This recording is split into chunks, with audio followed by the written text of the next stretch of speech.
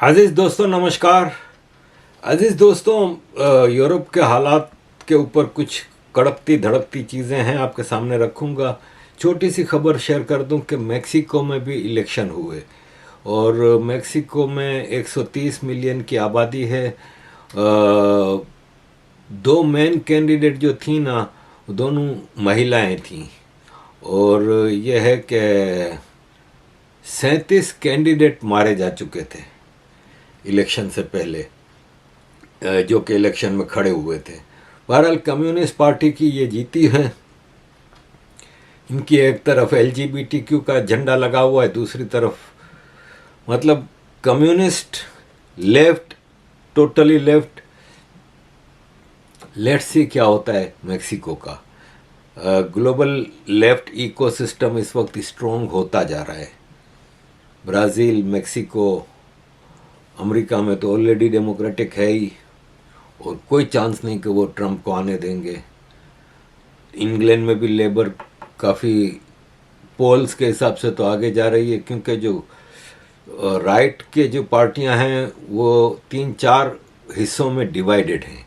अगर अकेली कंजर्वेटिव होती तो वो मुकाबला कर लेती, लेकिन अब चूंकि मुसलमानों की हरकतों की वजह से यहाँ पे राइट में एक्सट्रीम राइट, या मतलब कुछ लोग हैं जो बिल्कुल सुधारा चाहते हैं। मैं उनको गलत पार्टी नहीं कहता। जैसे एक मिसाल ले लें कि ये रिफॉर्म यूके मैनिफेस्टो है, ये रिफॉर्म पार्टी है जो यूके की, उसका मैनिफेस्टो है।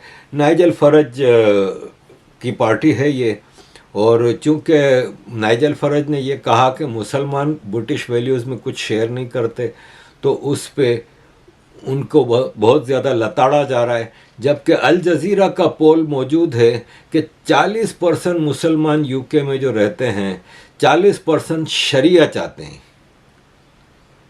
अब आप बताएं कि 40% आधे हो गए मुसलमान, तो वो ज़ाहिर है यहाँ पे आए हो, यहाँ के लोग को, यहाँ के कल्चर को, यहाँ के उसको पसंद करेंगे। अब रिफॉर्म्स पार्टी यूके का मैनिफेस्टो है कि 20,000 पाउंड तक कमाने वालों को कोई टैक्स नहीं लगे। यहाँ पे टैक्स की भरमार है। मतलब आप यकीन माने, मेरी बेटी की पहली जॉब लगी है अभी कुछ महीनों से, उसको टैक्स देना पड़ता है। उसकी सैलरी टैक्स कट के आती है। इनिशियल सैलरी है, पहली जॉब है तो ज़ाहिर है, लेकिन टैक्स अमीरों को खुला छूटा हुआ है। इसके अलावा VAT जो होता है वो वैल्यू एडेड टैक्स, वो एनर्जी बिल पे उसने कहा है कि ड्यूटी फ्री करो एनर्जी को, इलेक्ट्रिसिटी गैस। हमारा चमड़ा उतर जाता है इलेक्ट्रिसिटी गैस का बिल भरते भरते। इसके अलावा काफ़ी चीज़ें हैं। इमिग्रेशन जो ज़रूरी है उसको होने दो। बेकार इमिग्रेशन जो हो रही हैं, देखें ये कश्तियाँ रोज़ भर भर के आ रही हैं। कल 4 कश्तियाँ आके लगी हैं। टोटल 230 लोग उतरे हैं। छोटी छोटी कश्तियाँ आधे पौने घंटे में पहुँच जाती हैं, मोरक्को से, इधर से उधर से, और ठक आते ही दामाद बन के आते हैं। मतलब आप ये देखें, ये शिकायतें कर रहा है कि खाना अच्छा नहीं है, हमें पैसे भी कम दिए जा रहे हैं, मुझे रहने की जगह भी नहीं पसंद। आप यकीन माने 3 स्टार होटल है। 3 स्टार होटल तो इंडिया में भी उसका स्टैंडर्ड अच्छा है, यहाँ का 3 स्टार होटल भी बहुत अच्छा होता है। मैं जिनीवा जाता हूँ सेशन अटेंड करने, मेरे पास पैसे नहीं होते क्योंकि मैं अपने खर्चे पे जाता हूँ। तो आप यकीन माने मैं ऐसे कमरे में जाके रहता हूँ जिसमें 16 पलंग होते हैं, 8 नीचे 8 ऊपर। एक पलंग एक मंजी मिल जाती है, बस उसमें आप लगे रहो। जूते भी बांध के रखने पड़ते हैं या ताले में रखने पड़ते हैं। एक अलमारी आपको दी होती है, ताला आपका अपना होना चाहिए। ये 3 स्टार होटल में रहते हैं। बेहतरीन 3 टाइम खाना मिलता है, जेब खर्च के लिए पैसे मिलते हैं, सूटे मारने के लिए सब कुछ पैसा मिलता है। आते हैं तो बेहतरीन मोबाइल होता है इनके पास, और ये कहते हैं हम गरीब उधर से जान बचा के आए हैं। और सारे आदमी आते हैं, कोई औरत बच्चा नहीं आता, सारे आदमी आते हैं, आदमी भी यंग। यहाँ आके फिर क्रिमिनल एक्टिविटीज़ और दामाद बनने हुए होते हैं कि हमें ये नहीं पसंद, हमें वो नहीं पसंद, कपड़े चाहिए और ये वो। मैं हैरान होता हूँ जब मैं इन इमिग्रेंट्स को देखता हूँ जिनको आया हुआ भी हफ्ता नहीं होता, तो नाइकी के और एडिडास के जूते पहने होते हैं, ब्रांडेड कपड़े पहने हुए होते हैं, बेहतरीन घड़ी पहनी होती है, और आईफोन और बेहतरीन मोबाइल होते हैं उनके पास, इवन कैप भी ब्रांड की होती है, जैकेट भी ब्रांड की होती है, और शिकवा ऐसा करते हैं जैसे साला इधर हमने इनको दामाद कर बना के बुलाया है। तो इसने कहा है रिफॉर्म पार्टी ने कि इमिग्रेशन जो है ना, नॉन इसेंशियल, जो बेकार है, जो ज़रूरी नहीं है, उसको बंद करें। डिपोर्ट करो फॉरेन क्रिमिनल्स को। डेफिनेटली एक क्रिमिनल है जो यहाँ रेप करता है, कत्ल करता है, उसको डिपोर्ट करो वापस उसके मुल्क। प्रायोरिटी हाउसिंग जो यूके के लोग हैं उनको दो। यहाँ पे क्या है कि फ्री हाउस है ना, वो आने वाले इमिग्रेंट्स को ठग करके दे देते हैं कि ये बेघर हैं। आप यकीन माने यूरोप में सबसे ज़्यादा होमलेस यूके में है। अभी तो गर्मियाँ हैं, सर्दियों में हम देखते थे बड़े बड़े स्टोरों की दुकान होती है तो उसका अंदर खांचा बना होता है, उसमें एक रज़ाई टाइप की वो एक कंबल बिछा के उस पर एक आदमी लेटा हुआ होता है। ऐसे कितनी ऐसी जगहें हैं, उनकी परवाह नहीं, इनको वो कर रहे हैं जो आपके अपने सिटीजन्स हैं। यूके में सबसे ज़्यादा रेशो है रिटायर्ड फौजियों का होमलेस होना, रिटायर्ड फौजियों का, जिन्होंने इस देश की खिदमत की है। इसी तरह कई चीज़ें हैं, स्कूल के हवाले से रिफॉर्म्स मांगी हैं। मैं इसको रेसिज्म फैशिज्म कैसे मानूं, इन्होंने ऐसी कोई गलत बात नहीं की। दुनिया का हर देश ये चीज़ें अपने देशवासियों के लिए करेगा। अजीज़ दोस्तों, बड़ी बात हुई कि रविवार को, संडे को, यहाँ पे टॉमी रॉबिन्सन ने एक बहुत बड़ी रैली निकाली। मैं उसकी डिटेल आपके सामने शेयर करूंगा। पहले मैं बता दूं टॉमी रॉबिन्सन। अजीज दोस्तों, भारत में कुछ महीनों के बाद एक बहुत बड़ी एंटी जिहाद कॉन्फ्रेंस हो रही है, और कॉन्फ्रेंस के ऑर्गेनाइजर्स ने मुझसे भी कांटेक्ट किया था कि वो मुझे इनवाइट करना चाह रहे हैं उस कॉन्फ्रेंस के लिए, और मेरी डिटेल्स मांगी हैं फ़्लाइट होटल बुकिंग के लिए। अभी तो बाकी हैं, 6-7 महीने बाकी हैं, लेकिन उन्होंने डिटेल्स मांगी थी जो मैंने दे दी हैं। तो मैं देखता हूँ, अगर वीज़ा का प्रोसीजर आपको पता है 4-5 महीने पहले ही करना पड़ता है, तो अगर वो मुझे ऑफिशियल इनविटेशन भेजेंगे तो मैं फिर तो उस कॉन्फ्रेंस के लिए टॉमी रॉबिन्सन को भी बुलाया है, क्योंकि मैंने टॉमी रॉबिन्सन की ट्वीट देखी थी कि मुझे भारत में उसी ऑर्गेनाइज़र का नाम उन्होंने लिखा था जिन्होंने मुझसे कांटेक्ट किया था कि इनकी एक एंटी जिहाद की कॉन्फ्रेंस हो रही है जिसकी दावत आई है और मुझे बड़ी खुशी होगी भारत जाके, और भारत एक बहुत ही अच्छा देश है, अच्छे लोगों का देश है, वगैरह वगैरह। और टॉमी रॉबिन्सन ने अपनी जो रैली निकाली उसमें भी और उसके बाद भी ख़ास तौर पे इंडियंस और ज्यूस, और इंडियंस में भी उन्होंने हिंदू, सिख, बुद्धिस्ट और ज्यूस, इन 4 कम्युनिटीज़ का बड़े अच्छे अल्फाज में बात की। और उन्होंने कहा कि ये लोग हैं जो इंग्लैंड में प्रोडक्टिव हैं, जो इंग्लैंड की कल्चर में समा जाते हैं, जो अपनी अलग 1.5 इंच की मस्जिद बना के नहीं रहते। तो उस रैली के हवाले से टॉमी रॉबिन्सन ने जो कहा, 2 मिनट की वीडियो आपके सामने रखता हूँ। Morning everyone, smashing the gym.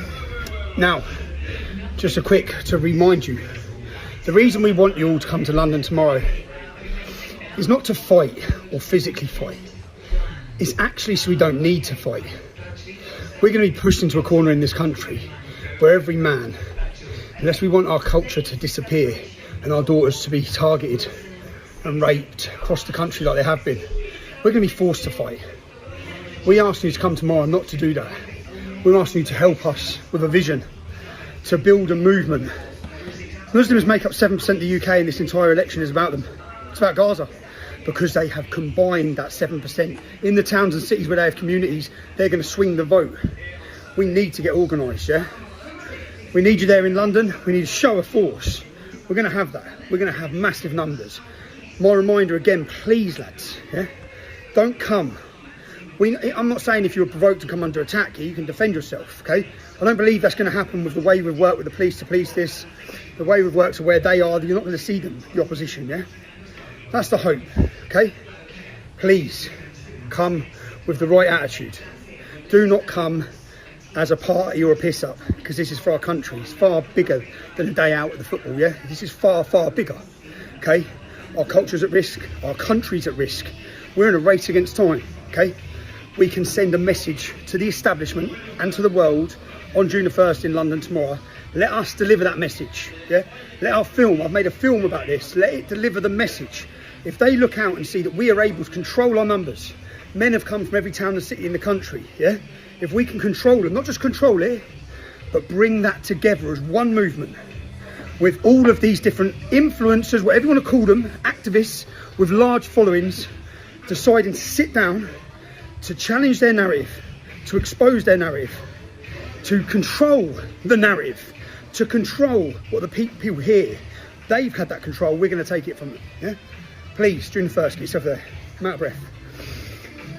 In the gym, get yourself in the gym as well, boys.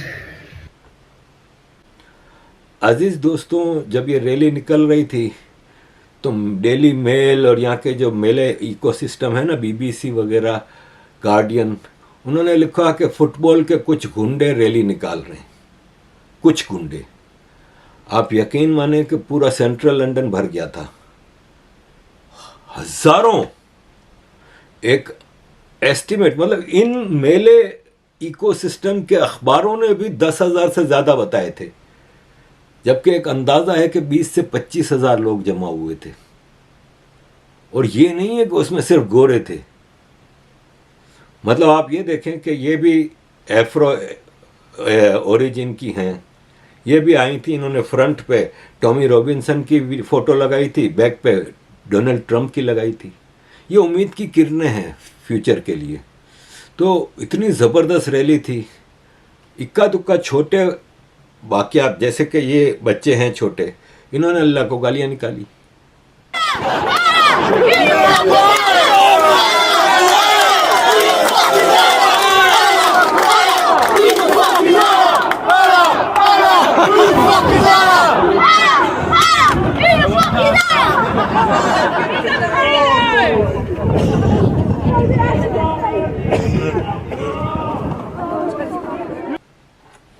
अब इस तरह की छोटा मोटा वो हुआ, लेकिन जो हम यहाँ पे जो जिहादियों के प्रोटेस्ट देखते आ रहे हैं पिछले कई महीनों से, मुंह पे ढाटे बांधे हुए, जबकि इन रैलियों में आपको सबके मुंह खुले नजर आएंगे, मुंह पे ढाटे बांधे हुए नारे लगा रहे हैं कि सारे यहूदियों को मार दो, सारे क्रिश्चियनों को मार दो, शरिया लो लेके आएंगे, ये कर देंगे, वो कर देंगे, मॉन्यूमेंट्स को खराब कर रहे हैं, तबाहियां मचा रहे हैं, गंद मचा रहे हैं।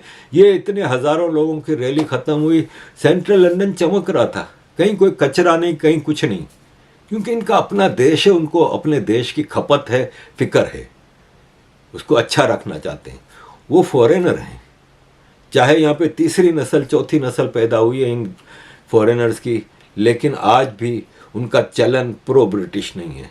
ये एक मैसेज था सबके लिए कि जिस दिन, जैसे मैं आपको कह रहा हूँ कि इनकी लिमिट बर्दाश्त की ख़त्म होती जा रही है। यहाँ पे मेट्रो को ट्यूब कहते हैं, ये ट्यूब में लिखा हुआ है, आप खुद देखें मैं ये गालियाँ कैसे निकालूँ। ये इनकी आप बर्दाश्त की लिमिट ख़त्म करेंगे ना, तो याद रखें कि यहाँ पे 6 से 7% मुसलमान हैं, 93% नॉन मुस्लिम रहता है। जिस दिन इनकी फिरकी घूम गई ना, उस दिन इन्होंने फिर सड़कों पे जो मारना है ना आप लोगों को, तो आपका जो वो जिहादीज़म है ना अंदर का ख़त्म हो जाएगा। 1 पे 10 से ज़्यादा बनते हैं, 1 पे 10 से ज़्यादा, 93% नॉन मुस्लिम हैं। आधे भी खड़े हो गए ना, तो 1 के मुकाबले में 5 होंगे। फिर जिसकी फिरकी घूम जाती है ना, तो फिर उसने तुम्हारा बजा देना है। लेकिन ये इनकी समझ में आता नहीं। टॉमी रॉबिन्सन की रैली को लाइव 8,71,000 लोग सोशल मीडिया पे देख रहे थे। इसकी जो वीडियोस हैं वो मिलियंस में व्यूज़ में गई हैं। टॉमी रॉबिन्सन ने हिला के रख दिया यहाँ के लेफ्ट राइट सबको। अजीज दोस्तों, Now, the only way I was able to see that video was because there were some brothers that green screened it in the background, showed her face and spread the video everywhere. Now, let's assume that the brothers did this with the intention of warning other people, like, don't fall into this sin. But please, I beg you, when you see a sister doing a sin like this, don't spread it further, because now you're going to increase her sins even more. Blur her face out and then make the warning video. क्यों ना हिलाएं? क्योंकि इनकी हरकतें तो देखें। अब इन हालात में आप क्या करोगे? अजीज दोस्तों, बात यह है कि ग्रूमिंग गैंग का मसला कितना अरसे से चल रहा है। कई सालों से ओल्डहैम कौंसिल है ना, उसमें लेबर की अरूज शाह, पाकिस्तानी ओरिजिन की अरूज शाह मेयर थी और वो लीड कर रही थी कौंसिल को। तो उसने ग्रूमिंग गैंग के खिलाफ इतनी सारी इंक्वायरीज आई, सबको बिठा दिया, इंक्वायरी होने ही नहीं दी, पब्लिक इंक्वायरी जीरो। अब अभी जो मेयरल इलेक्शन हुए थे, कौंसिल्स के इलेक्शन, उसमें ओल्डहैम कौंसिल में लेबर की मेजॉरिटी ख़त्म हो गई। तो बाकी फिर मिल के सब ने इंक्वायरी का ऑर्डर दिया। 500 लड़कियों का रेप, गैंग रेप और बिजनेस हुआ है उनका, पाकिस्तानियों ने किया है। You'll all be familiar with the grooming gangs scandals and a lot of the failures, quite frankly, associated with that. Well, finally, everybody, there's going to be an independent inquiry in Oldham. I can't help but wonder, why on earth did it all take so long? Our reporter Charlie Peters is here to update us on the latest. Hello, Charlie. Hi, Michelle. Well, for years, the Labour-run council in Oldham has rejected calls and several motions to put forward an independent, judge-led or panel-led inquiry into the town's grooming gangs scandal. But earlier this month, in the local elections, they lost overall control of the council. They went from 31 to 27 seats. And in doing a deal with local independent groups that had been campaigning for that independent inquiry, they've returned in a minority government, and they will now support and facilitate a motion to launch that inquiry. That comes on the back of some 7 motions that have been voted down in an extremely toxic political atmosphere in the town. Some history here. In 2022, the Greater Manchester Combined Authority launched its own assurance review into the situation in Oldham, and it found vast failures from just a sample of cases where social services and the police were not communicating effectively and were not following the correct practices. One survivor, Sophie, named in that report, anonymously of course, she was found to have been failed appallingly when she was abused by 5 men on one single day in the mid-noughties. She is now part of this process to launch the new inquiry and told me today that she had supported the new launch of this inquiry. We understand that council officers will be lent towards the independent-led team to facilitate this motion. And now, after independent inquiries in Telford and Rotherham, we could soon see one in Oldham. Fascinating stuff, Charlie Peters.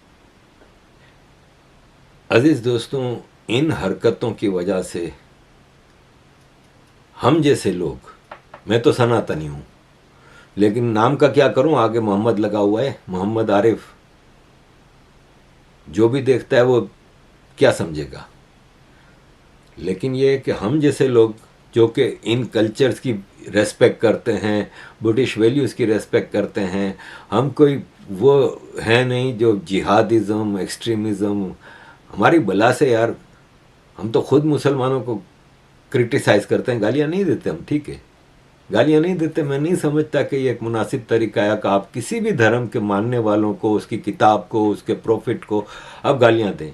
आप argument के साथ, ज़बरदस्त argument लाके, दलीलों के साथ आप criticise करें, जैसे मैं करता हूँ।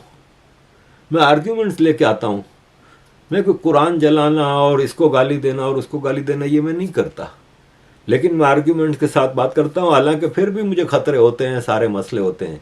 लेकिन अजीज़ दोस्तों, यहाँ पे अब ये है भाई साहब, खाता इधर का है, पाकिस्तानी ओरिजिन का हमजा यूसुफ, बीवी फ़लस्तीनी है, ये फर्स्ट मिनिस्टर रहा स्कॉटलैंड का, अभी महीना 1.5 महीना पहले इसको रिज़ाइन करना पड़ा। You may have seen the news recently that the UK government is unwilling to bring injured Gazans here for treatment in the United Kingdom. Other countries, of course, have opened up their hospitals. The UAE, Qatar, European countries like Italy and France. But the UK government, who are willing to sell arms to Israel, unwilling to bring injured Gazans here to treat them. That is unacceptable, shameful, and is an abomination. Well, I've spoken to the Scottish Health Secretary, and he's confirmed to me that Scotland's hospitals are ready. They're prepared and willing to take injured Gazans to treat them here in Scotland. So Rishi Sunak, or indeed if it is Keir Starmer who's the next Prime Minister, do the right thing. Bring injured Gazans here to the United Kingdom. Scotland and I'm sure other parts of the UK are ready to play their part. इसकी सारी activity फलस्तीनियों के लिए ही है. ये कहता है सारे फलस्तीनियों को इधर ले आओ.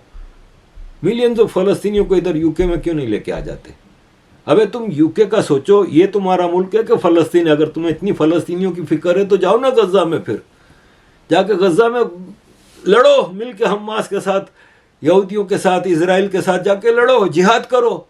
खुद साला इधर यूरोपियन लाइफ स्टैंडर्ड में मेंटेन कर रहा है सरकारी खर्चे पे, क्योंकि एमपी तो है कई सालों से, लाखों की कमाई है इसको, सरकारी टैक्स पेयर्स के पैसे पे. एक्टिविटीज क्या है?